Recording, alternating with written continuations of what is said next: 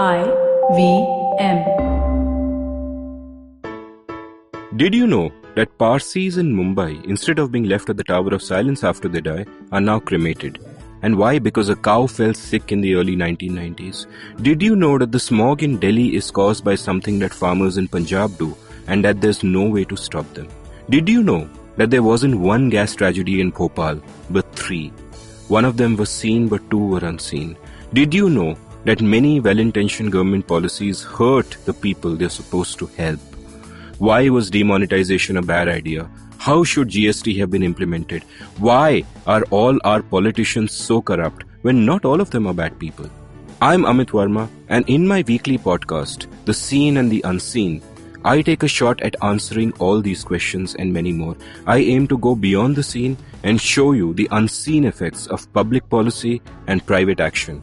I speak to experts on economics, political philosophy, cognitive neuroscience, and constitutional law so that their insights can blow not only my mind, but also yours. The Seen and the Unseen releases every Monday. So do check out the archives and follow the show at seenunseen.in. You can also subscribe to The Seen and the Unseen on whatever podcast app you happen to prefer. And now let's move on to the show. Everyone speaks of India's great demographic dividend. The average age in India is 27. 60% of this country was born after 1991, the year in which we allegedly liberalized some of our economy. Our young people should be our greatest asset. And yet, our young people need jobs and education, and these are just not there. Every month, 1 million people enter the workforce, and there just aren't enough jobs for them. All of these young people, entering the best years of their lives with hope and desire, but without opportunities. What are they to do? How do they feel about this? Can they be anything but angry? How do they cope with their anger? Will this so-called demographic dividend end up being a demographic disaster? Welcome to The Seen and the Unseen, our weekly podcast on economics, politics, and behavioral science. Please welcome your host, Amit Varma. Welcome to The Seen and the Unseen. As a middle-aged man of great privilege, living in a big city, I sometimes feel I don't understand what India is all about. The life I live as a member of the elite is very different from the lives lived by most of my fellow Indians. And I wonder sometimes in my little cocoon whether I understand this country at all. So much about it is so bewildering. Well, my guest on today's episode is someone who has helped clear some of the fog from my head. Snigdha Poonam is a Delhi-based journalist, and her book Dreamers chronicles the lives of a handful of young Indians and gives a sense of how young people across small towns in North India feel about the world. Reading the book was an interesting experience to me. The characters and the way they thought about the world seemed very familiar to me. But at the same time, the world they inhabited and the way they chose to behave in that world felt surreal. Snigdha's book gave me an acute sense of the many parallel universes that exist within this one nation of ours, and I'm delighted that she's agreed to join me in the studio today to talk about her experience of writing this book and the insights she gained from it. But before we get to our conversation, let's take a quick commercial break. If this happens to be the only podcast you listen to, well, you need to listen to some more. Check out the ones from IVM Podcasts who co-produce this show with me. Go to ivmpodcast.com or download the IVM app and you'll find a host of great Indian podcasts that cover every subject you could think of. From the magazine I edit, Pragati at thinkpragati.com, there is the Pragati podcast hosted by Hamsini Hariharan and Pawan Srinath. There is a brilliant Hindi podcast, Pulyabazi, hosted by Pranay Kotasane and Saurabh Chandra. And apart from these policy podcasts, IVM has shows that cover music, films, finance, sports, sci-fi, tech, and the LGBT community, all under one roof. Or rather, all in one app. So download the IVM Podcast app today. Snigdha, welcome to The Seen and the Unseen. Thank you, Amit. So, tell me a little bit about how you decided to write this book to begin with. How did the idea of the book come to you? Started on a dating website. Back in the day, I think 2009, an American dating website has just entered the Indian market.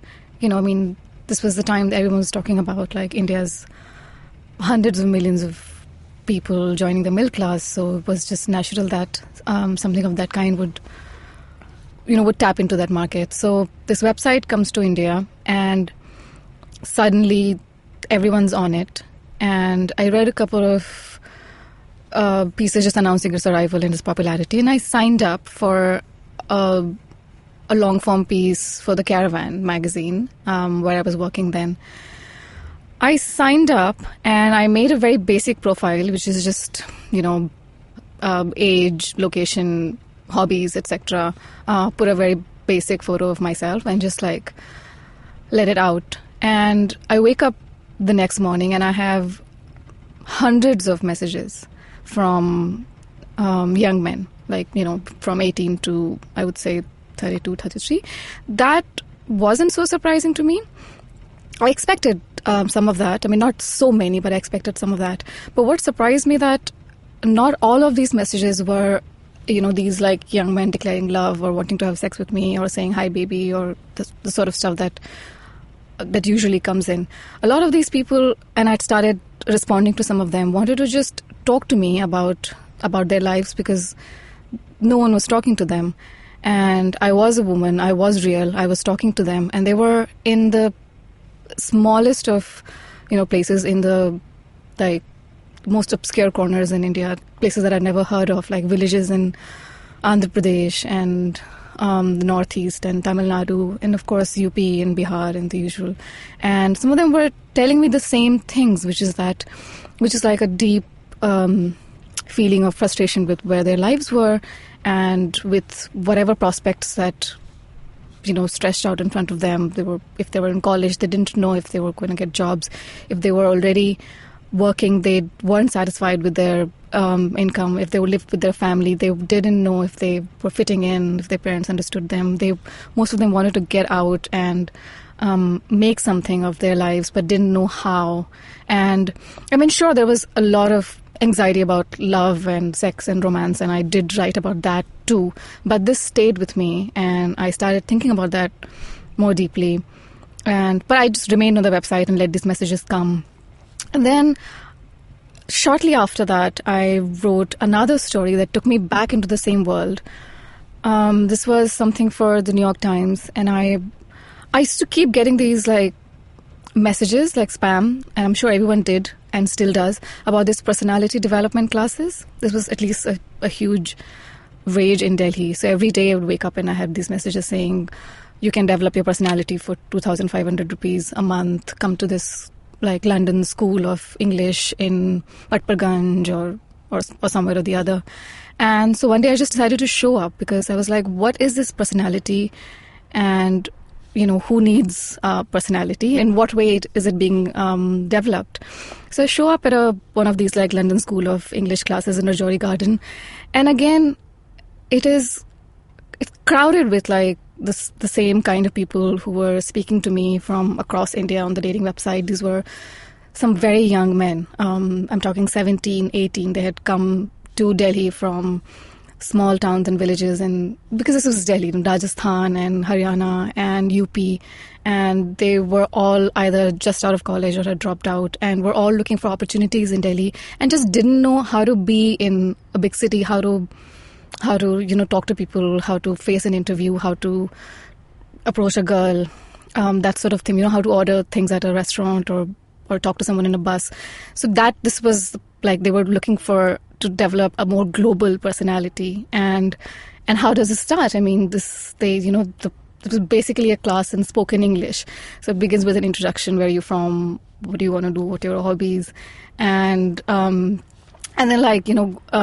goes pretty deep pretty quickly. And I got to that later in the spoken English chapter for the book. So some of these themes were coming up, and I had done 3 or 4 of these stories when a Penguin Random House got in touch with me and said that they had an idea. They wanted me to go back to my own small town, Ranchi, and just be there for a while, at least a year, start talking to people, choose some of them and see what they want from their lives, and if, in the time that I'm following them, if they'll get anywhere close to those dreams and desires.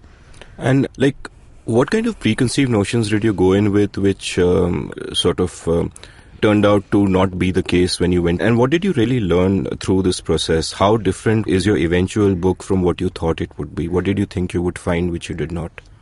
I mean, honestly, I didn't know anything, which is hard for people to realize, but I grew up in a cocoon of cocoons in small towns in North India because my father was a senior bureaucrat, and we always had a whole like system of like, walls and boundaries around us. And to think that as a girl who's growing up in an upper middle class family in a bureaucratic setup, most avoid are like just young men on the loose, and I just avoided them growing up. And so I didn't know what young men in North Indian villages and small towns actually think and feel. So it was, first of all, a challenge for me to like go back and engage with that group of people that I had done my best to avoid growing up. So I didn't have that many notions. I mean, I read the usual stuff that we all do. I knew that there was like a great wave of aspiration because that kept coming up, that people want big, shiny, fancy things, and that, small towns were like changing, and there were suddenly like gyms and spas and hotels and restaurants. But beyond that, I don't think that my understanding was at all extensive. And there's a very interesting sentence in your first chapter where you write a couple of evocative paragraphs about your growing up as a small town girl, and there you say at one point that, quote, "I was fortunate to become a thinking adult before post-truth." Unquote. So it's not just as if when you were in these small towns you had kind of stayed in your cocoon and now you went back and went beyond that, but also the times had changed fundamentally, that the young men who grew up at the same time as you would not be the same as these young men you were now speaking to, who were growing up in an India where sort of there were so many more young people, absolutely. There were so many more globalized influences. Yes, they had so much more information and opinion, and yes, I didn't expect that either. And I was very sort of struck by like a couple of the insights that come through your book is that everybody feels so incredibly entitled. And you said the further you go away from the cities, the bigger these young people think. So there is a sense of entitlement that I want to be great. In the case of one of your protagonists, he wants to not just be Prime Minister, but eventually rule Mars after those guys go there. And along with this entitlement, there's also a lot of anger because those things aren't really happening. And at one level, it seems to me that these are sort of ingrained emotions. Young people everywhere tend to be, like, I remember I was very entitled and angry when I was young. But at the same time, there seems to be a sense in your book that there is something different about the sense of entitlement that these guys feel, especially, for example, in the insight that the more you go towards small towns, the more you will find this. Why is that the case? No, you're right. I mean, I remember being a very ambitious young woman myself. But I think that what has changed is that, no matter where they are, like what they're facing, what they're looking at, the message that comes to them constantly is that anything is possible. I was listening to some of the Narendra Modi's speeches from 2014. He actually speaks to them like a motivational speaker would. He speaks about dreams. He brings that up. He says that their potential is being wasted, that all of these like years of opportunities have just like gone by, and that, that you dream and we will make it possible sort of thing. You'll be listening to ads, you can be on the internet. I mean, so I think that it is very hard for a 19-year-old in a village in Jharkhand to be totally disconnected and not internalize any of these like several messages that filter down to him on a daily basis. And one of the backdrop of all this, the backdrop of what is happening in young India today, so to say, and the backdrop of your whole book is what you call India's 3E problem, which is that people are uneducated, unemployed, and unemployable. And obviously the first and the third, uneducated and unemployable, are part of the same thing. And even many educated people are unemployable because of the state of our education system. And your book really sort of divides the responses to this into these three sections, where your first section is about how some people try to mitigate this and find opportunity in different ways. Your second section is about the enormous amount of anger out there and how that finds expression. And the third section of your book is about, and which I want to ask you about in detail later, about how we have this mentality that the only way to get ahead is by scamming other people. Let's kind of talk section by section. In the first chapter of your book, it's called The Clickbaiter, and it's about this fascinating chap called Vinay Singhal and this company that he built called Witty Feed, which is, you mentioned was number 2 in the world after BuzzFeed in terms of viral content, and it's almost this confluence of circumstances which, like a perfect storm, which created them. Number one, he was a man with big dreams, and like you mentioned before, quote, it almost seemed as if the further you live from a big city, the bigger your dreams, unquote. Second, he chose to go to Indore and set up this company. And again, you say in your book, quote, the city was big enough to be full of young job aspirants and small enough to present them with few options, unquote, and therefore fertile ground for him to find people to work with him. And it's very interesting how he hired all these young people with the condition that this would be absolutely their first job. And they were expected to immerse themselves in cultures which they knew nothing about and create content which would be compelling content for them. Like you describe a girl who's never dated in her life, who's 18 years old, who's creating content about what to do if you're jilted or so on and so forth. And there's another really nice sentence in the book about this where you say, quote, a week at the company is all it takes them to go from not knowing anything about the world to deciding what the world should know. Full stop. And you've actually seen these people, they all live in a couple of bungalows together and so on, and it's like a family, like you mentioned, the way they work. And I found this whole ecosystem very fascinating, and also how the hell could they succeed, because they literally didn't know anything about the people they were writing for. Yes. I mean, I guess I said at some point in the chapter that this was like the first time I had met a set of people who lived in the internet. So, everything that they know about the world is from the internet, as the man himself, Vinay Singhal, told me in one of his thoughtful monologues. He said that the internet is the most powerful tool that, the man has ever invented, and I was blown away by it because there have been other tools. But, you take an 18-year-old and she's, writing an article about how to build a swimming pool in your own house. But I really wonder if that comes from her own experiences, because she talks to me about her family and where she lives, in one rented room in Indore with her mother and sister who've come from Gwalior to join her because of dad passed away and they would have left with nothing, and so she figured out about this company and she applied for a job. And so now she has to give Americans all sorts of life hacks for all sorts of problems when she does not know a thing about America or Americans or American suburban life and its challenges. But she learns everything on the internet. And so, she writes an article about how to build a swimming pool in your own house, and at least 1.5 million people would have read it. So that works. It's a great headline. I think I'd click on anything which offered to show me how to build a swimming pool in my own apartment in Bombay. No, I did click on, have you been brushing your teeth wrong all your life? And have you? All of us. Okay, I don't want to go and look for that story. And what kind of struck me, what you mentioned about living in the internet, is that as much as they were living in India, they were also living in Americana, in a sense. Yes. Their culture, and in a sense, it's almost wrong to say that she would not know what it is like to have a swimming pool in her own house, because yes, that is true in India. But in her virtual life on the internet, yes, she's kind of been through that. Yeah, I mean, you wake up and literally the first thing you have to think of on your own, with the help of the internet, is, how to get lips like Kylie Jenner. And at least I knew who Kylie Jenner was, but several people don't. And that was amazing to me. And the thing is that what I want people to know is that this is not just these 80 kids in Indore. I've met so many people like that. When I was not reporting on Witty Feed, I was hanging out with a friend of mine who is an Instagram friend of mine from Indore. She's 18. She was in college, and we became friends because she was fashion blogging on Instagram, and I was interested in very young fashion bloggers in small towns who were actually making money off this. So I spent a couple of days in her hostel room in Indore. She's from Bhopal, and she was in college in Indore, and I met her at a very interesting time. She's just met someone that she liked on Instagram who happened to live in the same city, and she was going on her the very first date of her life with this man, and I happened to be there in her hostel room at this moment, and this is the most important moment in her life because she's trying to decide what she must wear for her first date with this man that she likes a lot.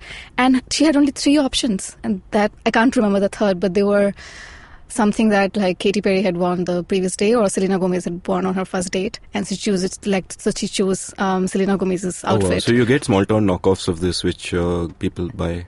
Yes, and it was actually a nice white shirt, such as the one I'm wearing, because obviously this is it's always a great outfit. But that was most surprising. But the more time I spent with 18-year-olds in places like that, to realize that it's actually pretty usual for them. They may not have to think of Deepika Padukone at all, because like they have the options. They can go straight to Kim Kardashian. Yes. Okay, so your second chapter is about, another fascinating character called Moin Khan, who teaches English. And, again, he is someone who is not even from a family where English is spoken. Rather, he serves those families in various ways. And he overcomes the class difference, takes an English class because he views it as a ticket to another world. It's an aspirational thing. And in a sense, even a ticket to perhaps this cultural world of Americana and the internet and so on. And he learns that. And at the end of his first course, he's immediately made the teacher. And he, starts teaching English, and I found that chapter very fascinating. I mean, there's one paragraph which is really interesting, and I'll just again take the liberty of quoting that in its full, where you, after you speak about the whole ecosystem of language classes, you write, quote, "The version of English they speak with colleagues, waiters, customer care executives will define the future of the language in this country, and in fact the future of English worldwide, with India expected to have the largest number of English speakers in the world in the next 10 years, overtaking the US. The English they speak will be the English of the future," close quote. And the English they speak is in a sense a very functional sort of English, where you're kind of getting by, and it's also it has signaling value, it has functional value, and that's pretty much it. And that's a big how big was English in small town India where you did your stories? I think this was the most richest of all the worlds that I tried to describe in the book through the various characters, and I think that I was able to capture, because of the limits of word length, etc., only a part of this, because English was huge. Everyone wanted to learn it. Everyone had a very distinct opinion on it. There was a large amount of like politics being played over it, especially in the Hindi belt, and it just seemed like even in the lives of everyone else that I cover, English played a part. How they saw it, the relationship with it, if they were using it, if they were not using it, and so I think that it was really big. Was your speaking English something that put you in a pedestal in the eyes of these guys? Like, would they have given you the same access if, say, you were a Hindi journalist for a Hindi newspaper? So I sat in this spoken English class for at least on and off for at least 3 months, and I wasn't allowed to say a word, forget a sentence, because I would have given myself away, and then like everyone else around me would have felt uncomfortable. So yes, it was, in some sense, it did stop me from interviewing those kids, because Moin Khan asked me not to speak. But yes, I mean, especially with him, I think he felt really connected to me, because he really values a really small set of people with whom he can speak English in a fluent way, unlike with his students, and I was one of them. So we remain in touch, and I think most of our conversations happened in a mix of Hindi and English, but he kept bringing up how much he valued the fact that I was there with him to like practice his fluent English in. And just tangentially moving away from a bit from the book itself to your experience of writing it, that, at first when you approached these people and you started interacting with them, they must have had sort of performative selves in front of you, where they're either trying to impress you or whatever, and then gradually they get comfortable and they let their guard down and they're just themselves. And how was this process, and how was your awareness of it influencing what went on?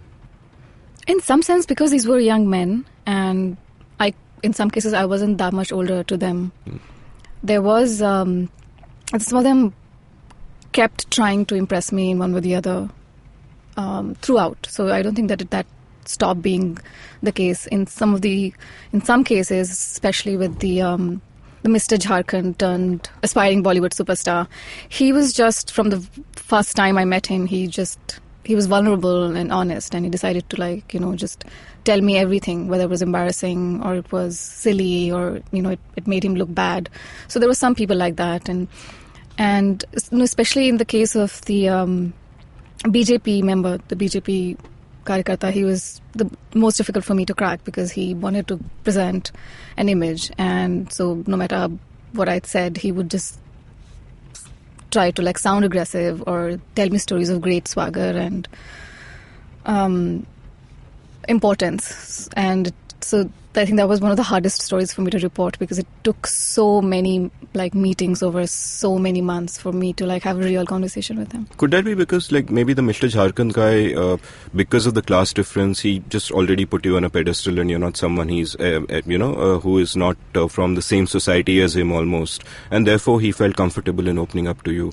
But the guy who worked in the BJP was much closer to being from a similar sort of background. In fact, your background was pretty similar to him. You mentioned at one point. Yes and no. I think it was not just class, but also worldviews and ideologies. Right. Because when I meet, for the same chapter, when I meet a 19-year-old member of the Bajrang Dal in Meerut, he comes from a very different social background as well. But he's very hostile to me, and I have to do a lot of convincing for this guy to talk to me and still to remain suspicious. So I think that it was love jihad guy.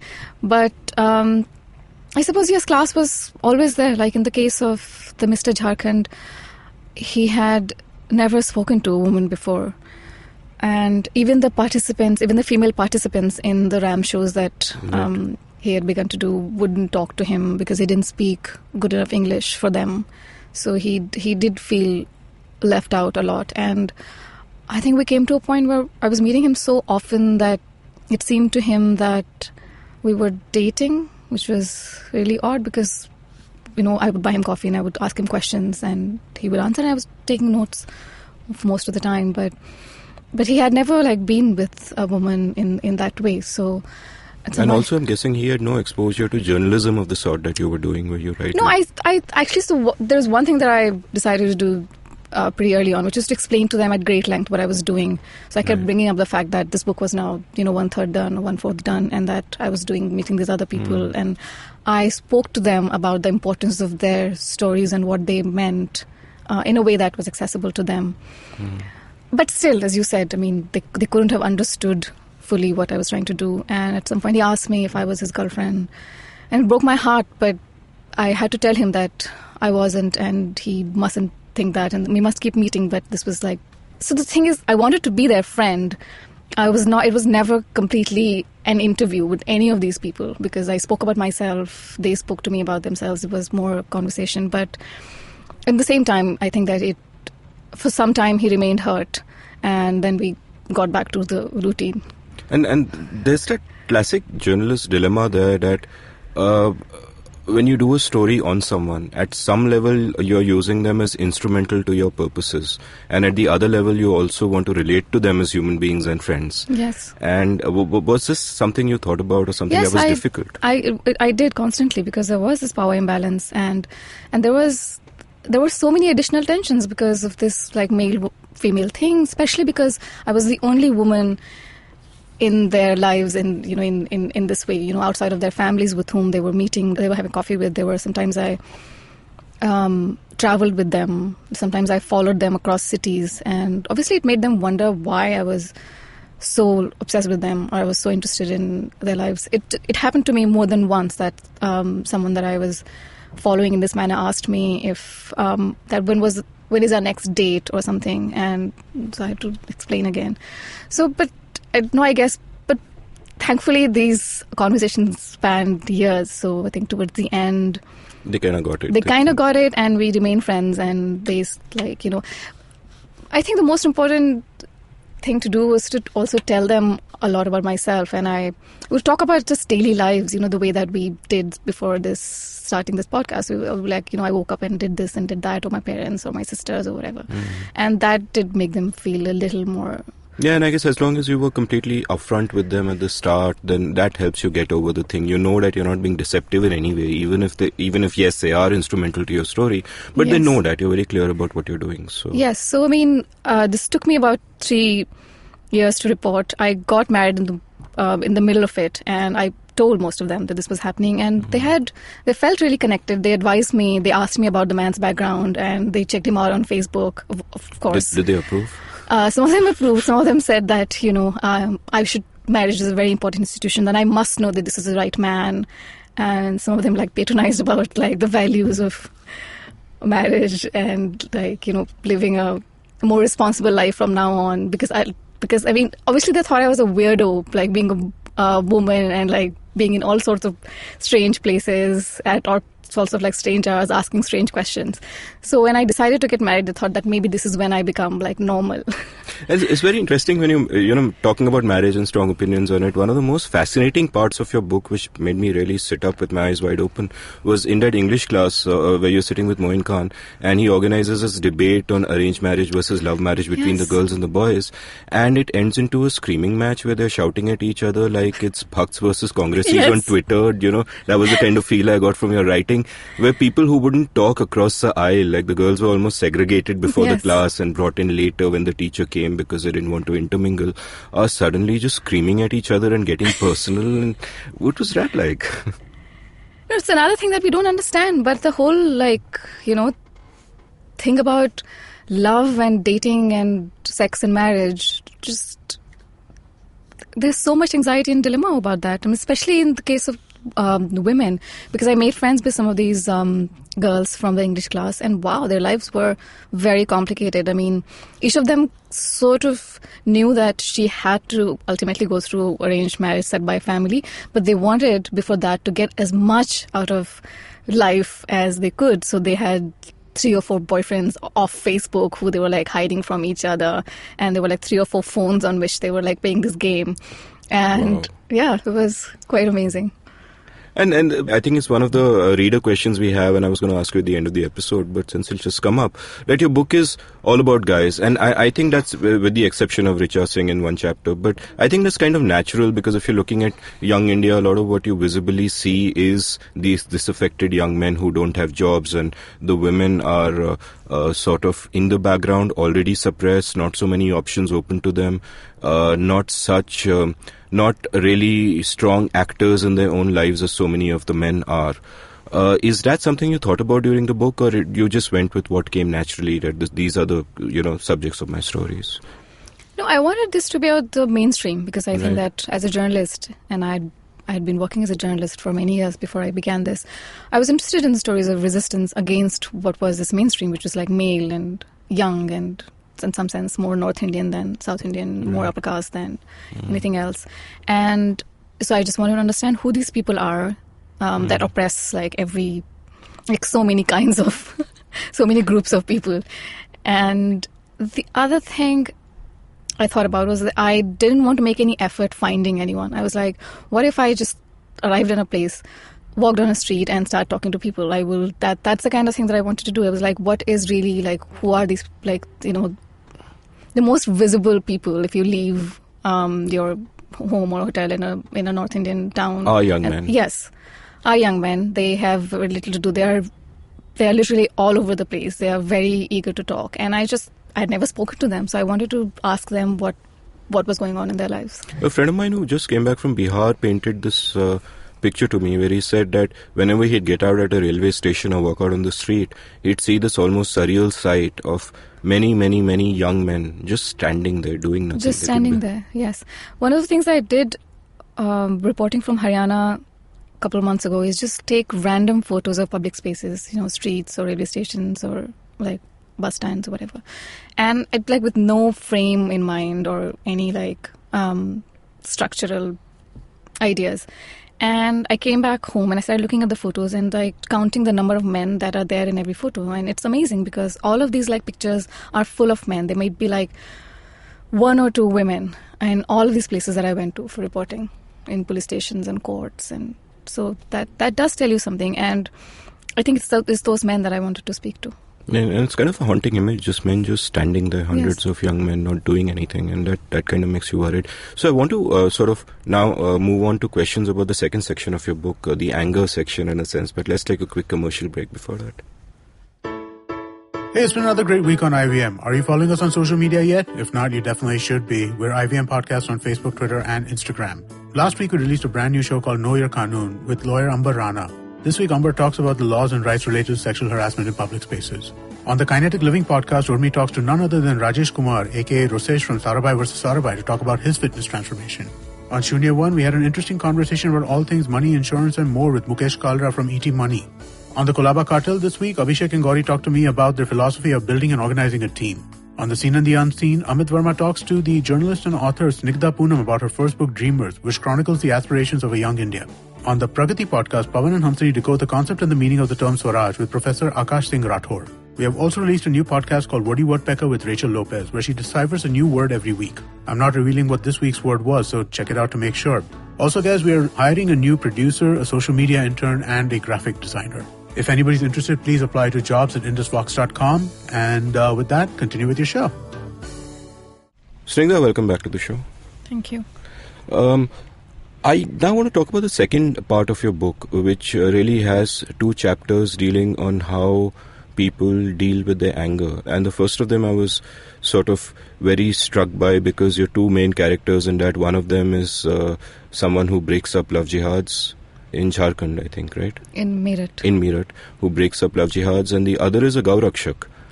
And obviously, these are not the two only angry people you came across. There's a lot of anger out there which you describe throughout your book. But these are, at the same time, fairly representative of two of the typical directions that the anger goes in, that it finds an outlet in tribalism, almost sort of instinctive tribalism, where in these two cases it becomes a question of Hindu pride and, Muslims are bad, and it finds these different kinds of outlets in the case of one interreligious couplings and in the other cows.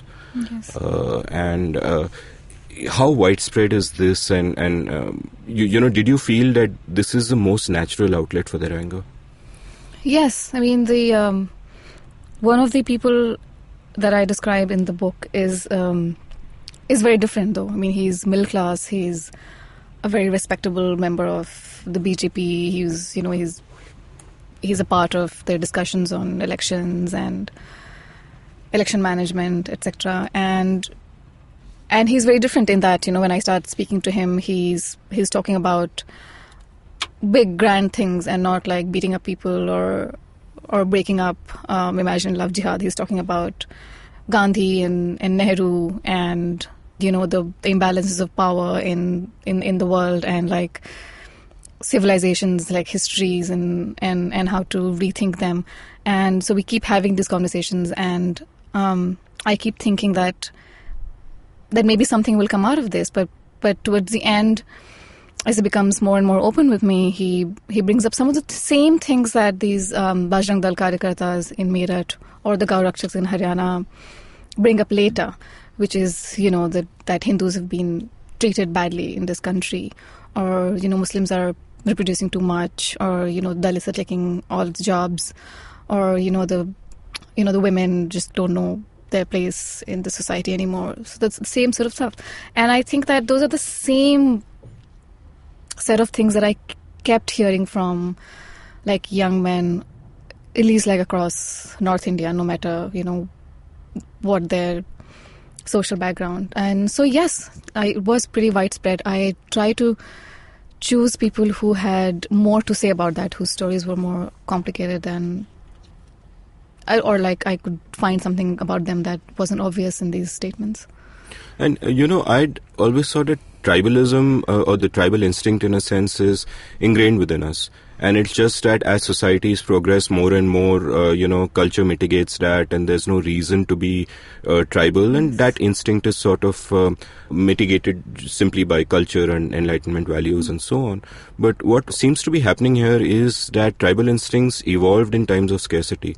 And if you are living in a time of a scarcity of some kind, in this kinds, whether it's of jobs or whether it's of different different kinds of opportunities. Women, in some of the cases, they can't, in places like Haryana, they can't find women to marry, so they become very angry with... Like one of the quotes I noted down from that chapter is the gentleman in Karnal who told you, quote, "Since every girl in Karnal has a boyfriend, I don't know whether I will ever be married." Yes. Unquote. And I mean, but look at the sex ratio of Haryana.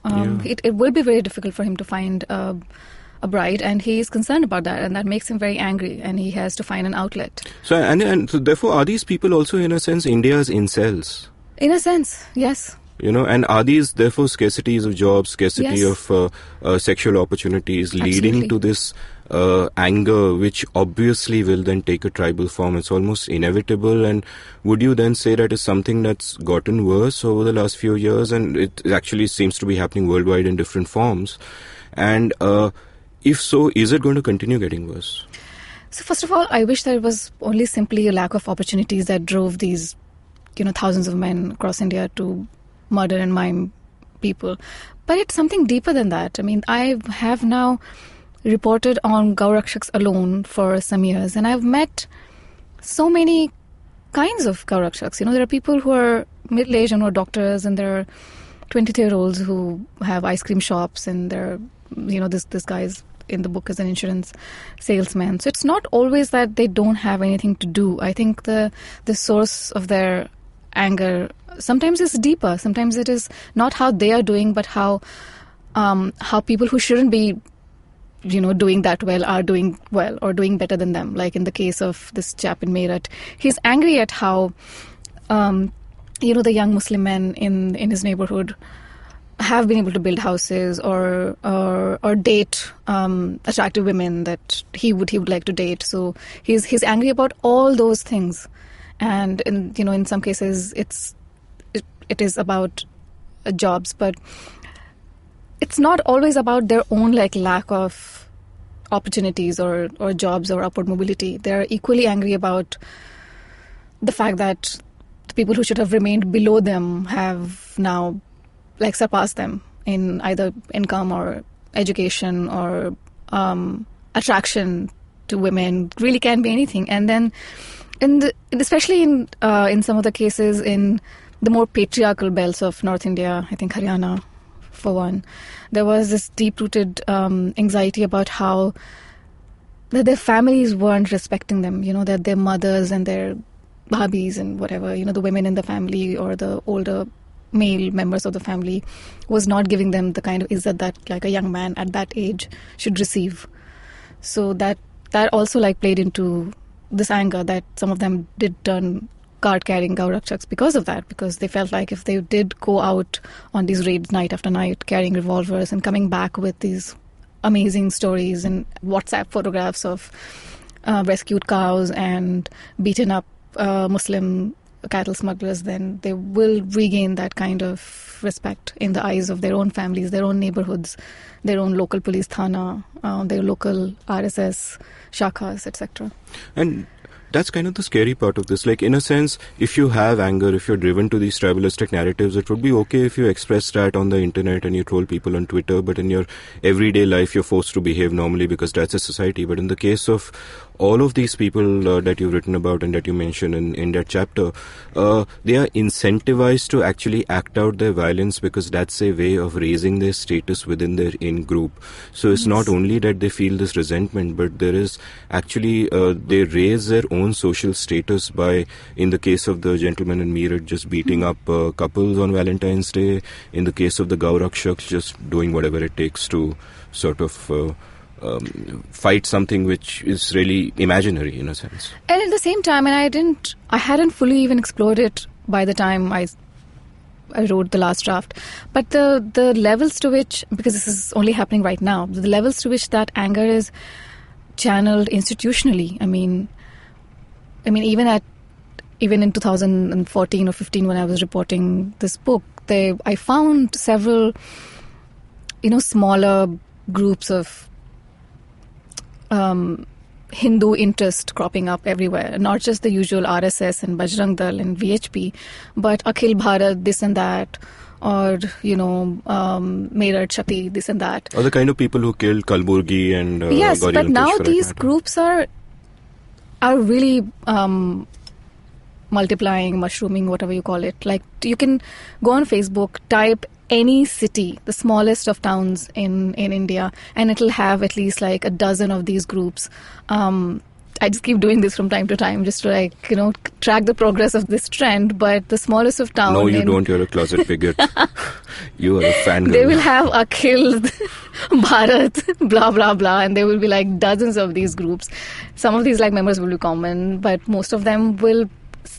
Each of them will be able to attract hundreds of people who are very active on Facebook. Each of them wants to raise his profile on Facebook and WhatsApp through whatever fake news they can spread or whatever real-time violence they can inflict, and then take photos of and post. And that's scary because it's mind-blowingly scary because it's a vicious circle in that case, because if you want to belong to a group in a small town, these are kind of the groups you'll be drawn towards because and it just perpetuates itself. Yes, but because what happened, for example, in the case of the disruption of namaz in Gurgaon, was that when I spoke to some of these young men who had disrupted the namaz, they said that they had initially been trained as wrestlers in their village's RSS Shakha, but when RSS was a very moderate and modest reference point for them, like a group for them. So they had been looking for more and more aggressive leaders and organizations with which to associate themselves. Like, one of them told me that he has now linked himself to this man. He's a long name, Swami Parmanand something, and whose claim to fame is that he has built an army of 1,500 people in UP who will fight ISIS. Wow.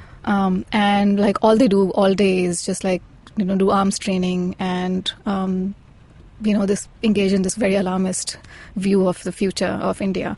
And because RSS, for this guy, RSS was just not giving him the kind of opportunities for brazen violence against whoever is his enemy as he's desired. So he has to leave that umbrella and choose more and more extremist validation from the Hindu interest umbrella. So, and it's almost a race to the bottom. Yes, it is a race to the bottom, which is what scared me, that we keep thinking that RSS is taking over in India and we are all doomed, but there are worse entities. It's I keep talking about the Jansangh cum BJP, that every leader made the previous guy look moderate. So Yes. Atal Bihari made Shama Prasad look moderate, and then Advani to Atal Bihari, and Modi to Advani, and Adityanath to Modi, and somebody will one day, horror of horrors, make Adityanath Yes, look I moderate. went to a press conference of these all self-styled extreme Hindu leaders, and they said, Yogi kuch nahi hai, Modi has failed us, Advani to bahut budha ho gaya hai, and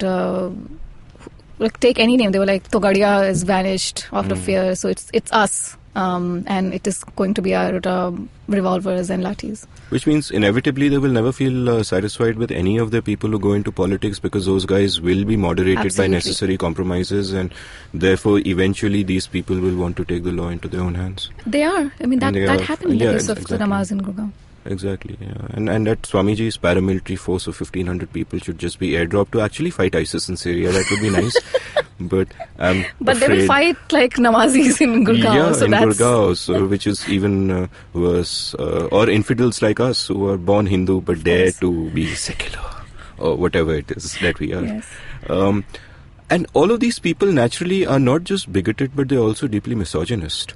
And that makes the 5th chapter of your book on Richa Singh from Allahabad extremely fascinating, where you describe about how Allahabad University is sort of a hotbed of young male violence, almost, my words, not yours. Which and no woman has ever stood for elections there, because it's completely unthinkable, because in the power structures they are just so suppressed that they're not even seen in public during elections, because there are violent young men roaming around. Quote unquote, anything can happen. Anything can happen. And this young girl called Richa Singh decides that she is going to stand for president of the Allahabad University Students' Union. And you describe the responses against her. And did you sort of feel that her standing up against the patriarchy, as she puts it, is sort of an aberration, or is it a sign that things might be changing? An aberration, I think, because when when I'm winding up in the conclusion, and I try to catch up with what was going on in Allahabad student politics in the time that I hadn't checked. Few women had followed up. The couple of elections that happened after hers were even more violent, and women had stayed away, etc., etc. So. And she also got co-opted into the system, joined the Samajwadi Party. She got an MLA ticket there. Did she win, by the way? No, she lost. Because that was a sweep, yeah. That was a sweep. But she's quite active in the Samajwadi election schemes right now. Like, she was very active behind the scenes of the Phulpur election or by-elections. I mean, I don't know how cynical to feel about her being with the Samajwadi Party, but I wonder what else she could have done. But what was telling to me is your detailed descriptions of the rage that the young men of Allahabad expressed towards her, most of which was because she was a woman and not because she was from the other party or whatever. Yes. The threats that she got, for example, that if you come out of your hostel, we will rape you and so on. And do you think that rage would be the same all across small town India because of how misogynist we are? No, of course it's more North Indian than anything. I think that I would be joking if I said that this level of patriarchy and misogyny, and I shouldn't even say North India. I mean, some parts are worse than the others. Like I grew up in a very different North India than the one that I encountered in Allahabad. Because, you're talking about decades and decades of that kind of male entitlement that, you feel that women shouldn't even come out at the time of student elections. So it did blow me away in the worst kinds of ways. And would you say this kind of entitlement is actually worse than previous generations because these young people have been exposed to what's happening around the world and they can see it but they can't actually touch any of it themselves, and that leads to greater anger? Yes, and a lot of the anger that I described in the preceding chapter, young angry men, a lot of their anger was also against women.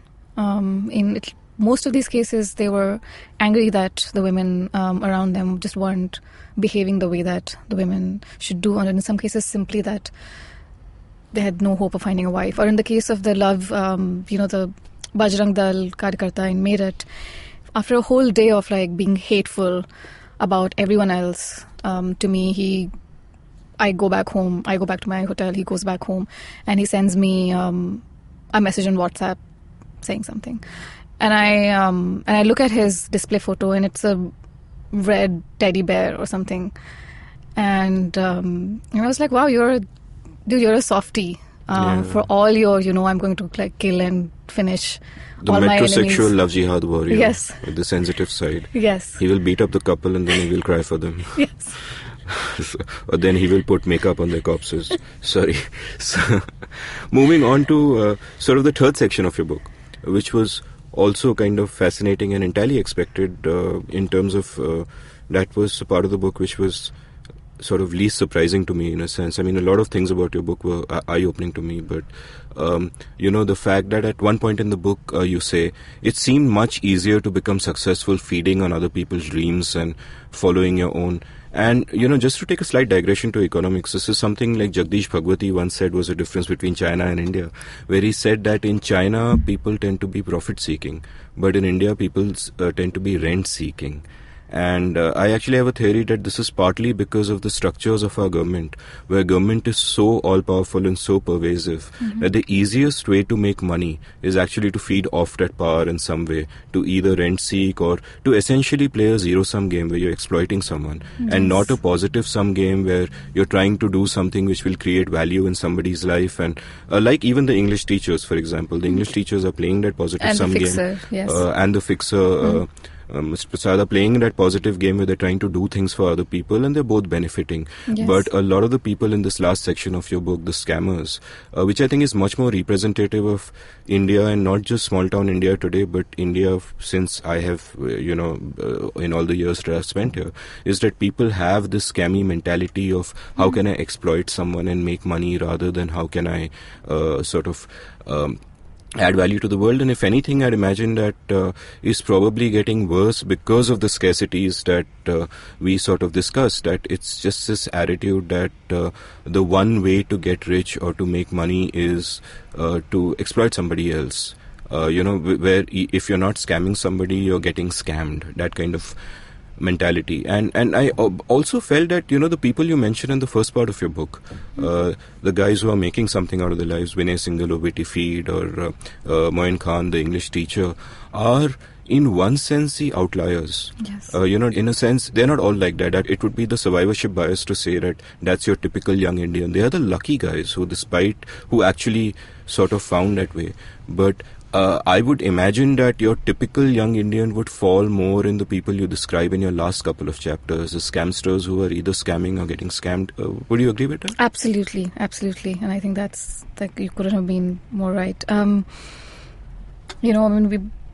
We were talking about this earlier, but 1 million people enter the job market every month, and we don't have any estimates, but maybe anywhere between 10,000 and 25,000 will find jobs in the formal economy. We have a very vast informal economy in which hundreds of thousands of people must go as delivery boys and drivers and small factory workers. It still leaves out hundreds of thousands of people who, or like even in this vast informal economy, I didn't understand that world really well. And so, what I wanted to do for the last chapter was actually just try to be a job seeker in the entry-level market and try to get a job. And this is what happened. And most of the jobs that I found that I could be offered did require me to pull some or the other kind of con. And so in a sense, yes, those are the majority of the young Indians about whom I was trying to write this book. And you can't even blame them or make a judge them for it, because as you say in that chapter, quote, as young men with no prospects, they are the biggest victims and the whole world is a big scam, stop quote, which is kind of how they see themselves. They're saying the world is a scam, we are victims, why should we not scam others? It's a zero-sum game, you just you try to get on top of it. Yes, I don't think that many of them start out with this scammy mentality at all. Some of them do. Some of them are really good at this job. They're extremely good at jugaad. You show them a scam and they'll pick up tricks of trade in a matter of hours. They're very good at building a network, drawing resources from other stakeholders in the business. They can really scale up from 4,000 pounds to 40,000 pounds in a week. So I also met some amazing talent in the world of call center scams. But the majority of the foot soldiers, the call center executives that I met, didn't start out by trying to be scammy. In fact, for so many of them drop out after the first day of training or after they were giving a script or something, because they just can't do it. Every day I receive an email from an ex-scammer, because obviously they can't go to the police because they're so afraid or whatever, and they will describe to me the entire modes of operation of their companies, addresses, the location details of the masterminds, the ways to bust those companies, and what's more important, their justifications for why they did it to me. And it's not really important, but I keep receiving them. I received one last week, long one, saying, I pulled up, this was an amazing scam. You remember that the time they busted the IRS scam in Mumbai. So The IRS was the American scam. So because that was busted, they realized that, sure, the Internal Revenue Service in the US is onto them, but there are, excise and tax state services in Canada and New Zealand and Australia. So that's how that spread. So this guy was impersonating a Canadian tax officer every day and scamming dozens of people, making lots of money. And one day he stops being able to sleep because he has conned so many innocent people. And so he writes me an email saying, this is my entire script. It runs into pages. It is so elaborate and sophisticated. He tells me that he stopped being able to sleep and then he had to quit the job because he can't take this anymore. And then he gives me all the tips on how to bust this company in some sector in Gurgaon or whatever. I still haven't done it, but are you going to do it? I just might, but I've busted a few. So there are millions of company owners from Gurgaon listening to this podcast now suddenly panicking. Is it us? No, but that remained the most common kind of scammer I met, which is, arrive from Jodhpur or Ludhiana.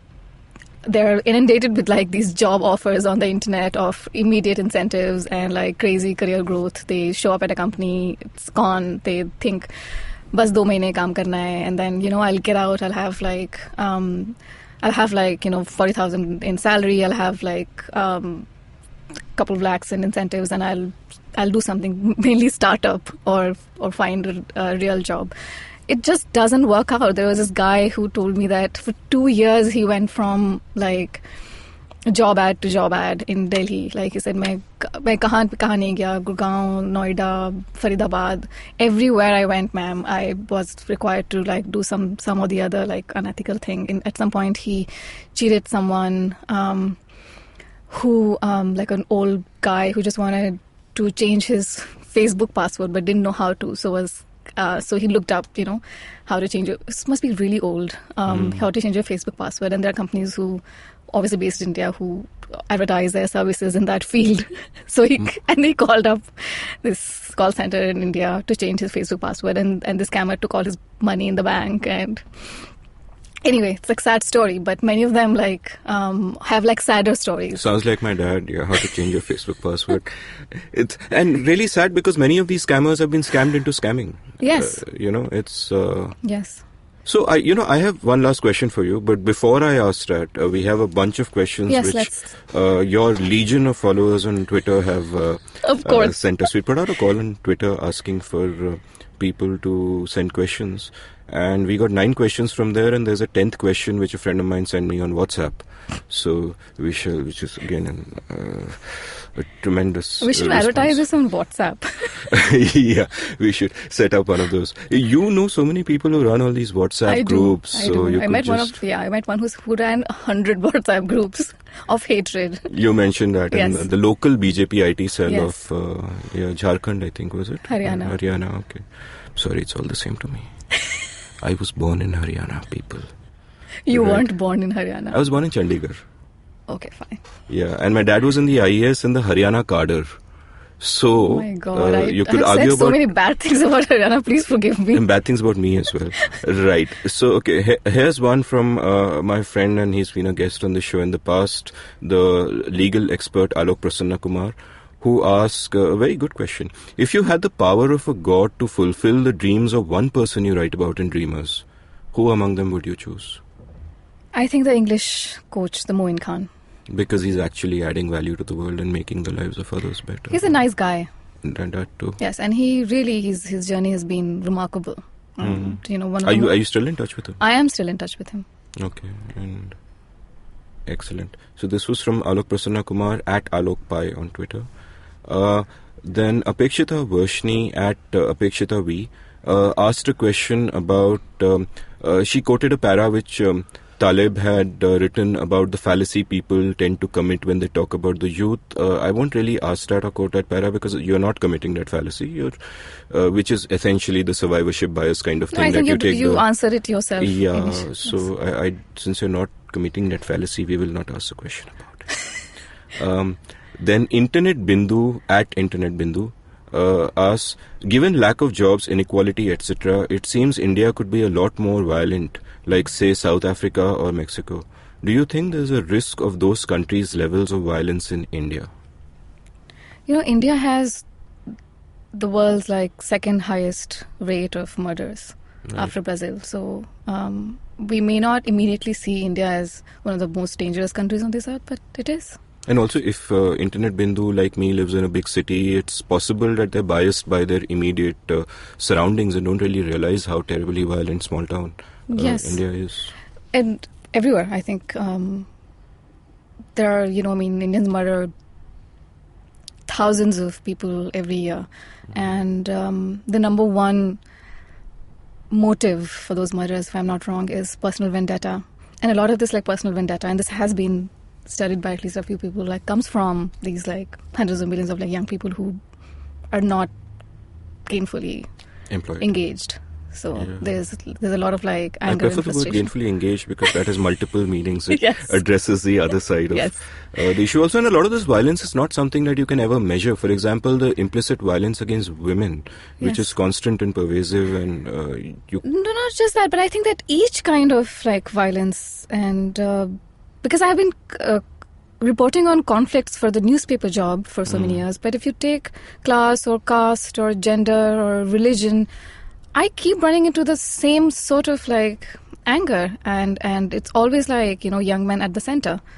So we're already seeing that. We're already seeing the outcome of that in like the rates of crime, the rates of like rapes and whatever. And plus, like, there have been so many violent protests and riots over the last 3 or 4 years, and I don't think that will like lead up in a sort of Mexico sort of way, because we are so divided that each group of violent young men have their own issues. But we will see this like going ahead. I think that the whole isolated like groups of men outraging, killing, miming across India will definitely go up. I don't know what's your I totally agree, and it's scary. And it also, when you consider, why are young men so violent, and there's a biological aspect of that. I was listening to this podcast with Robert Sapolsky recently, who's written the excellent book called Behave, and I think it was him. And one insight I gained from that was that young men's brains develop fully only by the age of 25.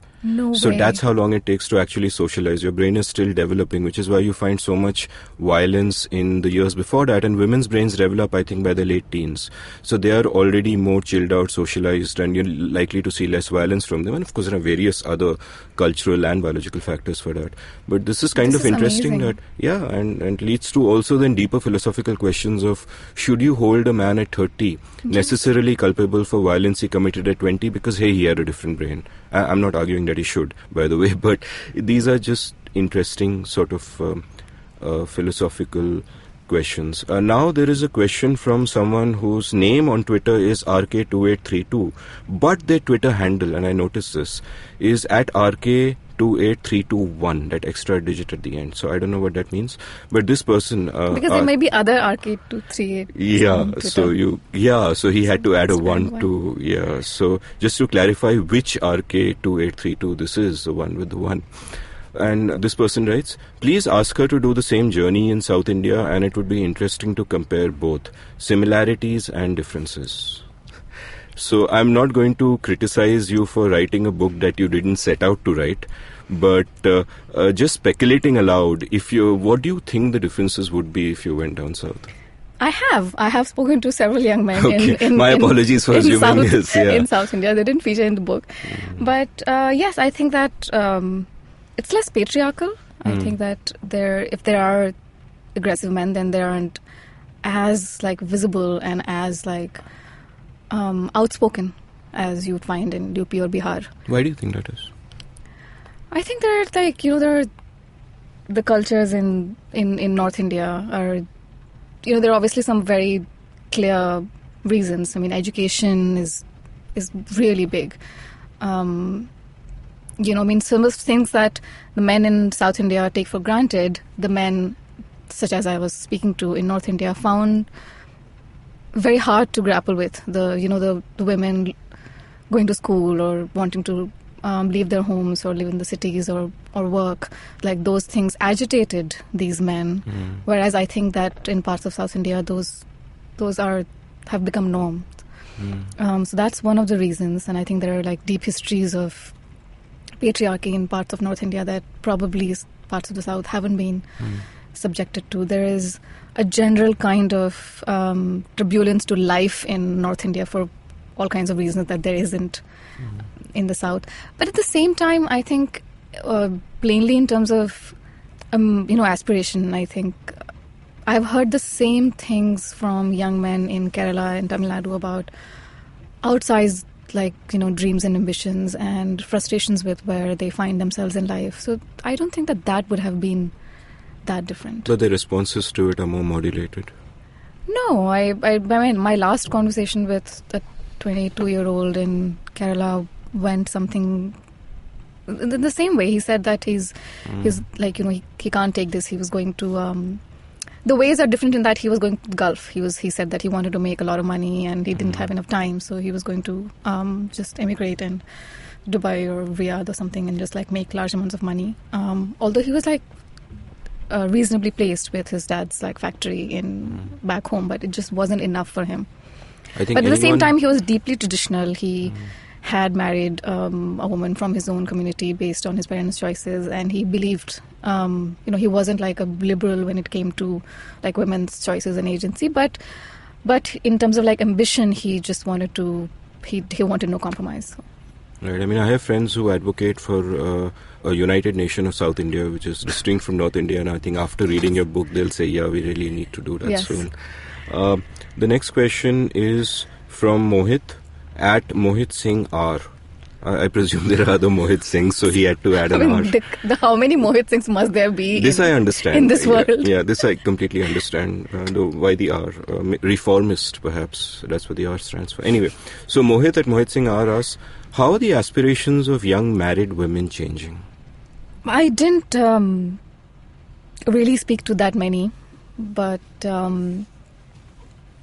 reporting some of the other stories, I felt that they, like most of them that I have met, want to work, and but find that, when you're find like few opportunities of the kind that they can afford. I mean, and this is like still partly North India, but there are so many things that like one of the things that I found interesting was this whole beauty parlor revolution, and how this was like the safest thing that married women could do, because it did not threaten their husband's power and privilege in the house, because this was like a feminine job.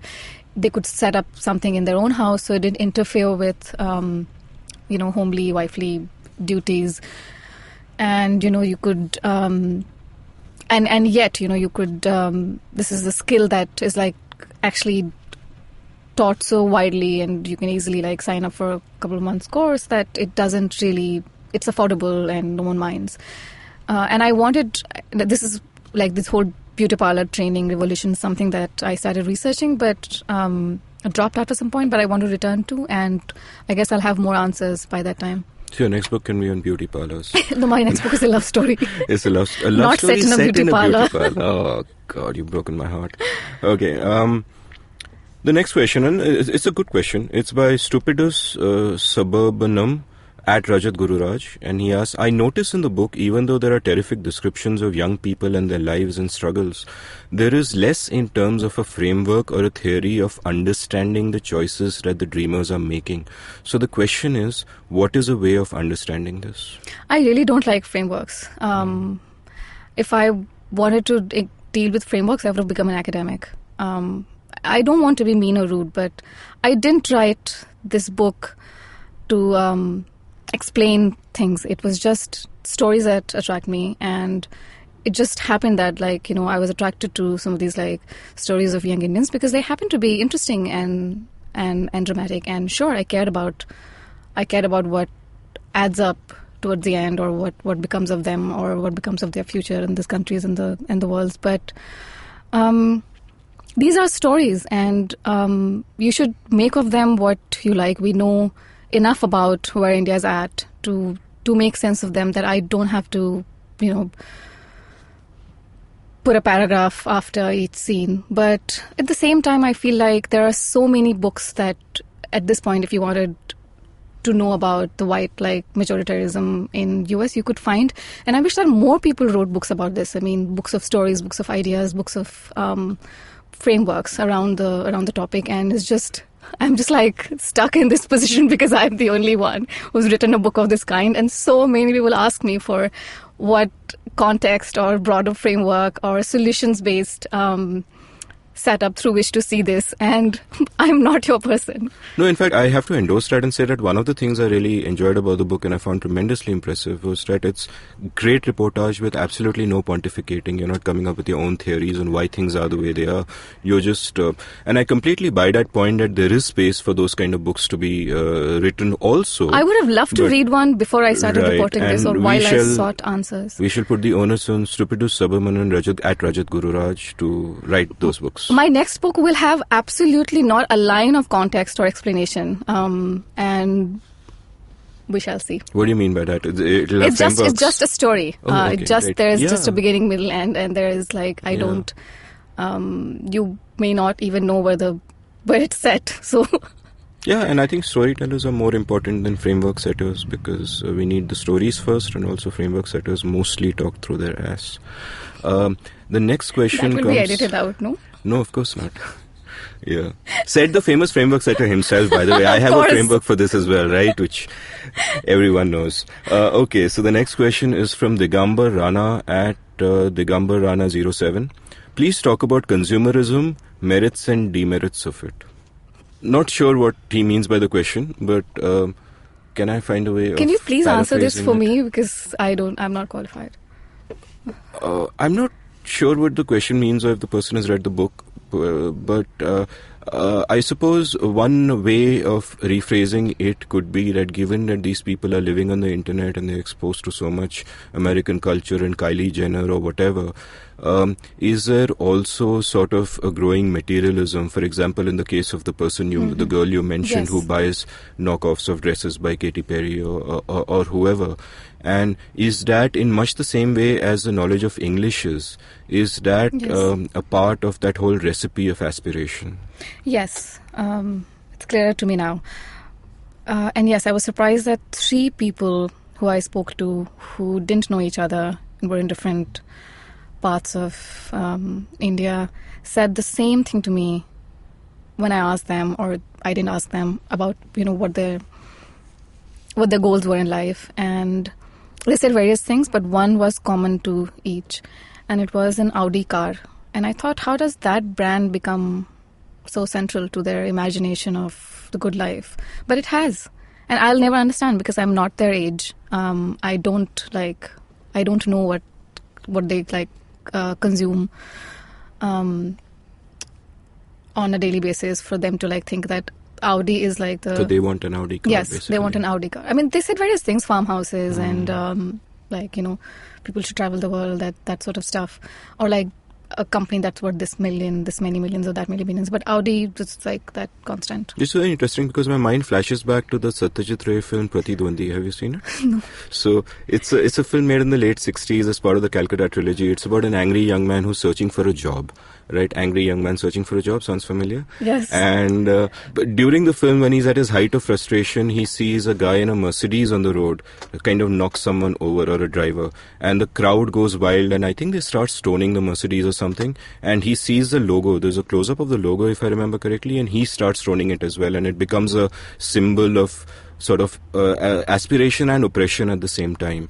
And I think that the marketing people at Mercedes need to think strongly about how they've lost out to Audi in the intervening 4 decades. And then a friend of mine then told me about a man who's called Audi by his parents.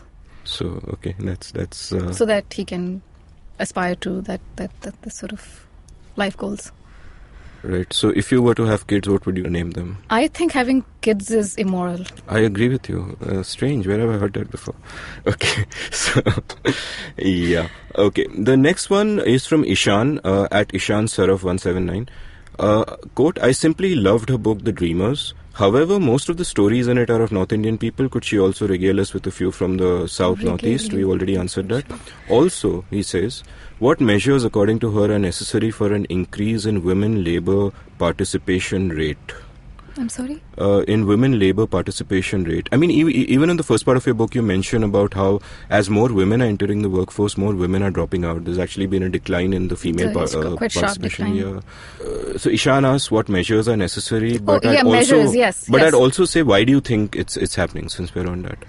I mean, a lot of women just quote marriage as the reason. A lot of I think the patriarchy has a huge role to play, because I think for men that's... But why is it declining? I mean, the patriarchy has always been there. No, but I think one of the first things that a man does after he has a job is to ask his wife to stop working, and I think that's what's happening. In terms of measures, I think several. We don't realize the extent to which women have to think about such factors as safety at workplace or mobility to workplace or street lights and equal wages, and so there are so many challenges to be met on part of employers but also governments. If you want to reverse that trend, these are just a few, anecdotally, these are just what women told me. Yeah, my guest in the last episode, Shruti Rajgopalan, wrote about this recently for Mint, so you can Google her piece on that. And also, Devika Kher, who works at the Takshashila Institution, did a piece for the magazine I edit, Pragati at thinkpragati.com, on what can be done about this and why it's rising. So you can check those out. And my final question, that is my final listener question. I have a final question for you, which is separate. My final listener question is from my friend Gautam John, who asked me to ask you on WhatsApp. He really loved your book. He thought it was very insightful and interesting. And the question is, how can we engage young men and boys towards gender equitable outcomes? I think some people are already trying. I have been, after the book came out, I have met people who have, put together initiatives that begin with talking to boys while they're in school. Okay. And that's I thought that was one of the ways. I mean, if you can really begin there, then in school, yes, part of the education. Yes. All right, awesome. So I'll end with the one question I was saving for last, which is a standard question I ask to all my guests on whatever subject they're talking about, which is, what makes you hopeful and what makes you despair about the future of young India? What makes me despair is what I will describe first, which is that the most young people that I meet, and all I do is meet young people, because every newsworthy story has at its center young people, that it is very easy for them to say that the country's future is over and their future is over, and the only solutions to either resort to violence or to start their own multi-million company or I don't know, go the way of scams or whatever. But what makes me hopeful is that when I was reporting this book, for example, it took me 3 or 4 years. I met so many people who, when I first met them, seemed just like any other. So I met some of the men who were young, who were male, who were North Indian, who did grow up in very traditional backgrounds, and yet they had decided that they weren't happy with some of the things that they were being told, that in whatever small ways, whether in terms of expressing their voice in college politics or taking a stand for women in their families, or trying to remain hopeful about work in a place where several of their friends will just sign up for call center scams. They were I'm going to give this a try. This may work, this may not work, but they cared about, they had some sense of right and wrong that they had personally, individually framed, and they were sticking to that. And on that hopeful note, Snigdha, thank you so much for coming on the show. I learned a lot from you today. Thank you. If you enjoyed listening to this episode, do head on over to Amazon or your nearest neighborhood bookstore, if there still is one, and buy her book Dreamers, highly recommended by me. I learned a lot about young India through that book. Also, you can follow her on Instagram and Twitter at Snigdha Poonam. You can follow me at Amit Varma, AMITVARMA, and you can browse past episodes of The Seen and the Unseen at seenunseen.in. Thank you for listening.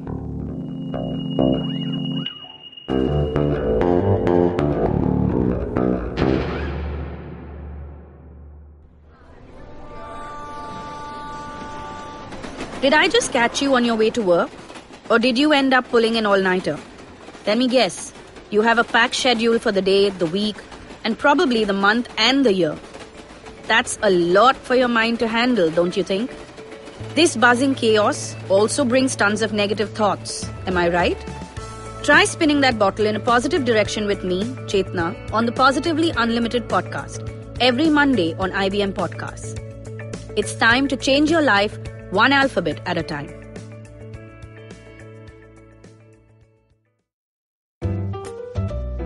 Give me a word. या कोई भी line. कुछ भी हो सकता है यार. क्या कहा आपने? टोपी. Okay. Mohan Joshi hated wearing topis. He felt suffocated in them. टोपी पहनते ही उसे स्कूल की याद आती थी. Where of course he had no choice but to wear a टोपी. But जिस दिन पास आउट हुआ, उसी दिन उसने अपनी टोपी का bonfire बना दिया. And since then, he'd never worn a cap or a hat. ना कड़कती धूप में, and not even to बचो from the ठंडी. But from Monday 26th February, Mohan Joshi had to wear a topi all the time. Why? Because if he didn't, everyone around him knew exactly वो क्या सोच रहा था. They knew that he was wondering how the girl in the yellow churidar would look बिना कपड़े के. They knew when he was calling the boss a सड़ेला टमाटर. They knew everything. पर ये सब हुआ कैसे? अरे भाई, यही तो स्टोरी है. और ये स्टोरी आप ही ने मुझे दिया by giving me the starting word. यही तो है The Croc's Tales. Words आपके, कहानी आपके लिए. Catch the stories on Monday and Thursday on the IVM website, app, and anywhere you get your podcast from. See you soon.